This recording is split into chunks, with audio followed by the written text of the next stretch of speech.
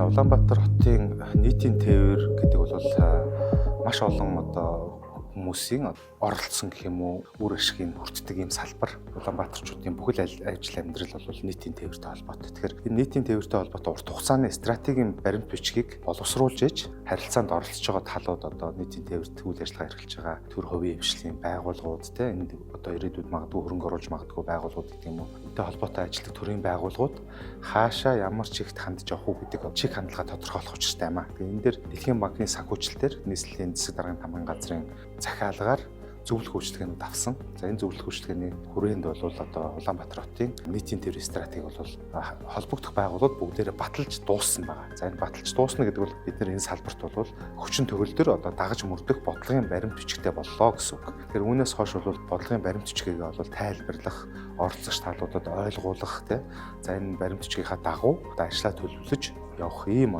харилцаа үүсэж байгаа маа. Тэгээ нэгэнт батлагдсан, олон талаас хилцсэн, 2 жил гаруй бол судалсан, хилцсэн ажил маань амьдралд нэвтэрч эхлэхтэй холбоотой. Өнөөдөр бол энэ семинарыг хийж байна. За энэс хойш бол энэ харилцаанд оролцож байгаа талууд бол энэ стратегийг дагаж мөрдөх ёстой юм аа. And I have been advising them for many. Маш их судалгаа байдаг. Энийг яг бодитор хэрэгжүүлэх л хэрэгтэй. Энэ бүгд бодитор хэрэгжихгүйгээр өнөөдрийг хүрлээ.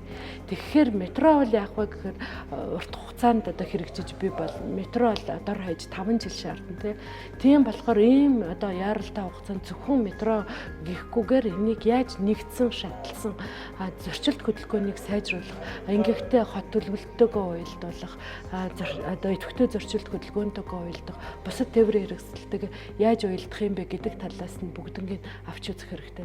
Мөн дэлхийн жишгийг өнөөдөр харах хэрэгтэй. Дэлхийн өнөөдөр байгаль орчинд ээлтэй, тогтвортой тогтвортой тээврийг өлүүд үзэж байна. Тэгэхээр манай скапын шугамар хийгдсэн сүүлийн судалгаа цахилгаан тээврийг, цахилгаан нийтийн тээврийг яаж нийтийн тээврийг цахилгаанжуулах уу гэдэг судалгаа хийсэн. Тэгэхээр энийг юу гэхээр бид зөвхөн нэгэн дэд бүтцийг өөрчилж метро болгож асуудлыг шийдэхгүй.